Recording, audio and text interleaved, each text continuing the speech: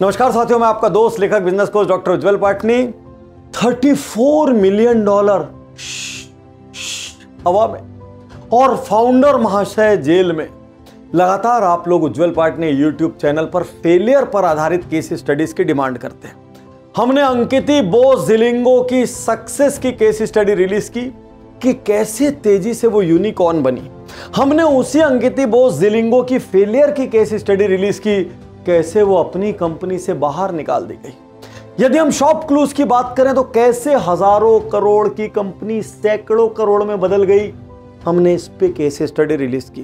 कैसे Paytm mall हजारों करोड़ का 100 करोड़ का रह गया, हमने इस पे केस स्टडी रिलीज की। और दोस्तों, फेलियर की केस स्टडीज की अपनी इंपॉर्टेंस है। कारण क्या है, जब आप सफलता के रास्ते पे होते हैं ना, आप कुछ भी कर ले भाई, लोग बोलते हैं सलाम। कोई भी ब्लंडर करे, तीर तुक्का राइट बैठ गया, लोग बोलते हैं वाह वाह क्या स्ट्रेटजी थी। और जब आप फेलियर की राह पे होते हैं ना, आप कभी कभी सही भी कर जाते हैं, लेकिन फेल हो गए तो लोग कहते हैं हम तो जानते थे फेल होगा। लेकिन फिर भी फेलियर की केस स्टडीज एक चीज सिखाती है, कौन से ब्लंडर नहीं करना है, कौन से छेद या लीकेज नहीं छोड़ने हैं। क्योंकि यदि आपका छोटा व्यापार हो चाहे मध्यम व्यापार हो, यदि अपने लीकेजेस को बंद कर दिया तो ग्रोथ के अलावा कोई और ऑप्शन नहीं रहता। आज जिस कंपनी की मैं बात कर रहा हूं, उसको हिंदुस्तान का एयरबीएनबी का दर्जा मिल रहा था। उस कंपनी के फाउंडर को लगातार इंटरव्यूज में, लगातार कॉन्फ्रेंसेस में, मीडियाज में लगातार आप स्पॉट कर सकते थे, लेकिन देखते ही देखते कंपनी लापता हो गई। 2005 में कंपनी शुरू हुई। योगेंद्र वसुपाल ने अपनी वाइफ के साथ, अपने फ्रेंड्स के साथ मिलकर ऑनलाइन ट्रेवल एजेंसी स्टार्ट की, नाम दिया इनासरा। उसके बाद 2005 में उस कंपनी का नाम बदलकर हो गया स्टे जिला। 250 एम्प्लॉइज थे, 4 फंडिंग राउंड हुए, छोटा मोटा नहीं भाई, $34 मिलियन का निवेश हुआ। कंसेप्ट क्या था, सबसे छोटे जिले में भी आप अपना रूम बुक कर लें, इसलिए उन्होंने नाम दिया स्टे जिला। जबकि पहले मैं ऐड देख के सोचता था गॉड जिला से मिलता जुलता कुछ है तो भाई कोई फॉरेन की कंपनी होगी, लेकिन स्टे जिला हुआ कि नहीं ये तो नहीं पता। फाउंडर को जिला जेल जरूर जाना पड़ गया एक छोटे से कॉमर्शियल डिस्प्यूट की वजह से। आज कंपनी बंद हो गई, कोलैप्स हो गई। तो दोस्तों, क्या कारण था? फाउंडर्स की डार्लिंग, इन्वेस्टर्स की डार्लिंग, मीडिया की डार्लिंग, स्टार्टअप जगत की डार्लिंग कंपनी देखते ही देखते बंद हो गई। उन्होंने क्या किया, शुरुआत में high and, low and, alternative stay, home stay, bed breakfast, छोटे हॉस्टल, सब कुछ को अपनी साइट पर रजिस्टर किया। थोड़े दिन बाद उनको समझ आया कि यार होम स्टे नेटवर्क ये फ्यूचर का बहुत बड़ा माध्यम है। तो इसके लिए उन्होंने होम स्टे नेटवर्क को रेंट पे लेके फिक्स्ड पीरियड के लिए खुद ही मैनेज करना शुरू कर दिया। 2012 में उनको एंजल इन्वेस्टर से 2.5 करोड़ रुपए मिले और भाई लोग देखते ही देखते हाइपर ग्रोथ मोड में आ गए। अब पेपर पे देखो, जो पैसा डाल रहा है उसको दिख रहा है आइडिया तो एक नंबर है। ऑनलाइन बुकिंग की दुनिया तेजी से ग्रो कर रही है, हिंदुस्तान में इंटरनेट का रेट सबसे सस्ता है, और वो नंबर भी दिखा रहे थे। देखते ही देखते 600 शहरों में 4000 होटल लिस्ट हो गई। 2014 तक 15,000 स्टे और 11,000 छोटे बड़े टाउन विलेजेस शहर में उन्होंने लिस्टिंग कर दी। फंडिंग आते जा रही थी, स्टार फाउंडर हो चुके थे, $30 मिलियन से ज्यादा की बैकिंग थी, एयरबी बनने का ख्वाब था। यहां तक कुछ भी गलत नहीं हुआ। ऊपरी तौर पर सब कुछ ठीक था, रोजी था, शाइनी था, लेकिन नंबर पे गौर करिए, क्योंकि नंबर झूठ नहीं बोलते। ये असली में घर जलाकर तमाशा देख रहे थे और हर 1 करोड़ कमाने के लिए 4 करोड़ खर्च करते थे। ध्यान से सुनना, 1 करोड़ कमाने के लिए 4 करोड़। और यहां पर देखिए स्क्रीन पर क्या नजर आ रहा है, आपको नंबर से बताता हूं। फाइनेंशियल ईयर 15 में रेवेन्यू कितना था? 4.2 करोड़। लॉस कितना था? 19.6 करोड़। 19.6, लगभग 4 गुना। और मार्केटिंग स्पेंड उसमें से कितना था? 11.2 करोड़, यानी लगभग 3 गुना मार्केटिंग स्पेंड। 16 का देखते हैं, यहां पर रेवेन्यू बढ़ गए, 4.2 की जगह हो गया 13.8 करोड़, मतलब 3.25 गुना बढ़ा। लेकिन लॉस कितना बढ़ा? 4.8 टाइम्स, 94.5 करोड़ का लॉस था। उसके पहले साल 19.6 है और अगले साल 94.5, और मार्केटिंग स्पेंड हो गया 56 करोड़। मतलब 5 गुना, यानी रेवेन्यू हुआ 3.25 गुना इंक्रीज, लॉस हुआ 4.8 टाइम्स इंक्रीज और मार्केटिंग स्पेंड हुआ 5 टाइम्स इंक्रीज। तो सवाल ये उठता है, क्या फाउंडर्स को ये सब नहीं दिख रहा था, या देखते हुए भी वो आंख बंद करके रखे हुए थे? उनको लग रहा था कि और फंडिंग आ जाएगी जिससे मामला ढक जाएगा। तो आइए देखते कौन से कारणों से स्टेजिला फेल हुआ। एक कंपनी जो लगभग 12 साल तक ठीक चलती रही, महीनों में क्रैश हो गई। देखते ही देखते $30 मिलियन और एयरबीएनबी जैसा दर्जा मिलने के बाद क्रैश हो गई। तो भैया गलत क्या हो गया? मैं जानता हूं अब जो मैं कहने जा रहा हूं उससे आप नाराज होंगे। आप कहेंगे यार पाटनी साहब इतनी बढ़िया केस स्टडी चल रही थी, क्यों ब्रेक लगा दिया? अरे भाई याद दिला दो, ये शो आप उज्जवल पाटनी यूट्यूब चैनल के माध्यम से देख रहे हैं, जहां 500 से ज्यादा वीडियो हैं लाइफ पर, बिजनेस पर, प्रोडक्टिविटी पर, पेरेंटिंग पर, सोसाइटी पर, हर चीज पर। एक वीडियो हर दिन देखेंगे, जिंदगी बदल जाएगी। दूसरी बात, बहुत जरूरी बात, हर उज्जवल पाटनी शो 48 आवर्स पहले स्पॉटिफाई पर आ जाता है। ऑडियो के प्रेमी है तो स्पॉटिफाई पर the motivation podcast by doctor Ujjwal Patni को डाउनलोड करें, ऑडियो का आनंद लें।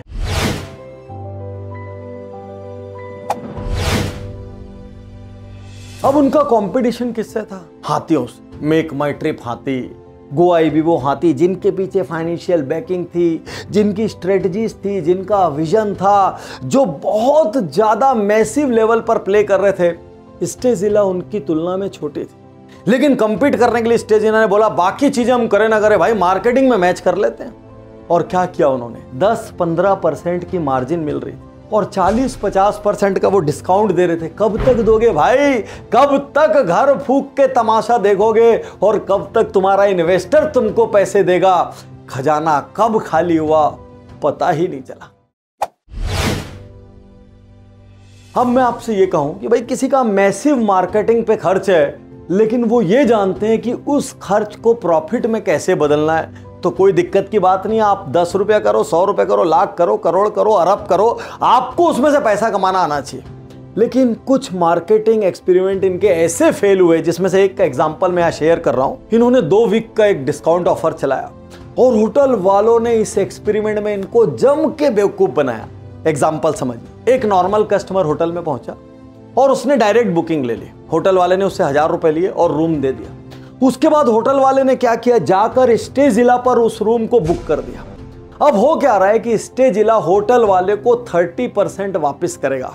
अब होटल वाले ने स्टेजिला को दिए 700, 300 रुपए स्टेजिला से लिए और 1000 रुपए कस्टमर से लिए। हर कस्टमर पे चोट पहुंची स्टेजिला को 30% की। और मजे की बात, सेम आईपी एड्रेस से सैकड़ों, हजारों, लाखों कस्टमर की बुकिंग होती रही। स्टेजिला ने ध्यान नहीं दिया और स्टेजिला को होटल वालों ने निपटा दिया। ऐसे बहुत से फेल्ड मार्केटिंग एक्सपेरिमेंट थे जो इनको पकड़ में नहीं आ रहे थे, लेकिन नीचे से इनकी नींव हिल गई। ये बिल्कुल वैसे ही था जैसा ओला में शुरू में हुआ था। ओला हर ड्राइवर को जैसे ही बुकिंग होती थी, पर बुकिंग, कई बार बुकिंग अमाउंट से ज्यादा अगर रिवार्ड देती थी, इंसेंटिव देती थी, और ड्राइवर बार बार फेक बुकिंग मारते थे, वहीं का वहीं उतना सा गोल घुमाते थे और ओला पर बिल रेस कर देते थे। याद रखिए, आपके अपने डिस्ट्रीब्यूशन चैनल में मार्केटिंग की स्कीम लॉन्च करना तो बहुत आसान है, लेकिन उस स्कीम का आपका चैनल क्या क्या फायदा ले सकता है, कौन कौन से डमी तरीके से आपको बेवकूफ बना सकता है, क्योंकि वो भी गलत नहीं है। वो अपने प्रॉफिट को मैक्सिमाइज करने के लिए बैठा है, साम दाम दंड भेद से।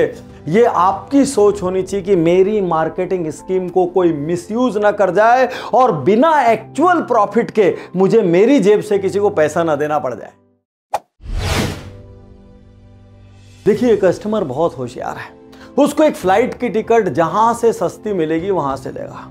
वो जब होटल की बुकिंग करेगा, वो गो आईबीबो पर भी जाएगा, वो मेक माई ट्रिप पर भी जाएगा, वो ईज माई ट्रिप पर भी जाएगा, वो क्लियर ट्रिप पर भी जाएगा, वो इसीगो पर भी जाएगा, वो ट्रिवागो पर भी जाएगा, वो सब पर जाएगा और उसकी कोई लॉयल्टी नहीं है। जहां से उसको सस्ता मिलेगा वहां से वो लेगा। इन्होंने डिस्काउंट्स तो दिए, उसकी वजह से कस्टमर प्लेटफॉर्म पर भी आए, लेकिन इनका ध्यान इस पर नहीं था कि उन कस्टमर को हम होल्ड कैसे करें। कस्टमर डिस्काउंट का मजा लेते और निकल जाते। और इसके विपरीत कुछ और कंपनीज को देखो, मेक माई ट्रिप ने एश्योर्ड होटल लाया, लॉक करेंट प्राइजेस लाया, कई किस्म की मेंबरशिप लाई और आज भी मेक माई ट्रिप अपने कस्टमर्स को रिटेन कर रहा है। याद रखिए, आप एग्रेसिव मार्केटिंग, प्रमोशन, छूट, फ्रीबीज देके कस्टमर को ला तो सकते हैं, लेकिन आपके पास इस चीज की व्यवस्था होनी चाहिए कि पहली बार तो मैं अपने घर से और अपनी जेब से कुछ दे रहा हूं, लेकिन इसके बाद मैं तुमको ऐसा बांधूंगा कि तुम मुझे छोड़ के जा नहीं पाओगे। और जियो का एग्जांपल याद करिए, जियो ने क्या किया, लो कॉस्ट इंटरनेट दे दिया, फ्री यूसेज दे दिया, लेकिन धीरे धीरे आपको उतना डाटा कंज्यूम करने की आदत पड़ गई। धीरे धीरे वो फोन नंबर पब्लिक में सर्कुलेट हो गया और जिन लोगों ने टेम्पररी फायदा उठाने के लिए जियो लिया था वो भी जियो छोड़ नहीं पाए। यदि आप मुझसे एक बिजनेस कोच के नाते पूछेंगे कि डॉक्टर पाटनी आपके हिसाब से सबसे बड़ा ब्लंडर इनका क्या था, तो जो ब्लंडर मैं बताने जा रहा हूं वही सबसे बड़ा ब्लंडर था। क्योंकि पिछले 15 साल से बिजनेस गुरुकुल बिजनेस ऑडिट में मैं बिजनेस ओनर्स को देख रहा हूं। मैंने रंक को राजा बनते देखा है, मैंने लोगों को 10-10 साल एक ही जगह पर बिना ग्रोथ के रहते हुए देखा है, और मैंने फ्री फॉल भी देखा है। मैं ये मानता हूं यदि ओनर का विजन सही है तो वो भले एक बार डिसीजन गलत हो जाए लेकिन वो उसको सही कर लेता है। यदि ओनर में निर्णय लेने की क्षमता है तो वो अपने पर्सनल ईगो, पर्सनल अफेक्शन को एक साइड रख के यू टर्न लेके या मैसिव सर्जरी करके अपने बिजनेस को राइट कर सकता है। सबसे बड़ा और सबसे इंपॉर्टेंट मेरी नजर में ओनर है, क्योंकि मैं ये मानता हूं जब आप बिजनेस को बड़ा करेंगे कई जगह आपसे मार्केटिंग की गलती होगी, प्रमोशन की गलती होगी, सेल्स की गलती होगी, प्रोडक्ट की गलती होगी, सब चीज पे गलती होगी। बिना गलती के बिजनेस खड़ा नहीं हो सकता। लेकिन सवाल यह है आप उस गलती को होने देते रहेंगे कि जिस दिन दिख जाए उस दिन आप छुपाने की जगह सीना तान के उसका सामना करेंगे और उसको सर्जरी करके सही करेंगे। यहां पर गड़बड़ क्या हुई, फाउंडर्स ने पैसे को चेस करना शुरू किया सर्वाइवल के लिए। फाउंडर्स इन्वेस्टर्स को चेस करने लगे, मेन बिजनेस से फोकस हट गया। फाउंडर्स स्ट्रेटजी पर ध्यान देने की जगह सिर्फ डिस्काउंट पर ध्यान देने लगे ताकि कैसे भी इमीडिएटली कस्टमर आ जाए, लेकिन उन्होंने इस बात पर ध्यान नहीं दिया कि हमारा डिफरेंशिएशन क्या है, हमारा यूएसपी क्या है, हम किस लिए इस मार्केट में आए थे, हमारा लॉन्ग टर्म विजन क्या है। और सबसे बड़ी चीज, उनको अंदर पता था लास्ट में कुछ महीनों का पैसा बचा था। उस वक्त जाके उन्होंने निर्णय लेना शुरू किए कि अपने 200 प्लस एम्प्लॉयज को निकाल दिया, रेंट को कट डाउन किया, कुछ भी किया, लेकिन इतना लेट हो गए कि फिर कुछ बचाने लायक नहीं बचा। और उसके बाद वसुपाल को जेल जाना पड़ा। मैं ये भी नहीं कहता कि जेल जाना कोई बहुत बड़े ब्लंडर की वजह से हुआ था। उन्होंने 1.5 करोड़ रुपए किसी से लिए थे जिसको वो टाइम पर नहीं लौटा पाए फाइनेंशियल क्राइसिस की वजह से।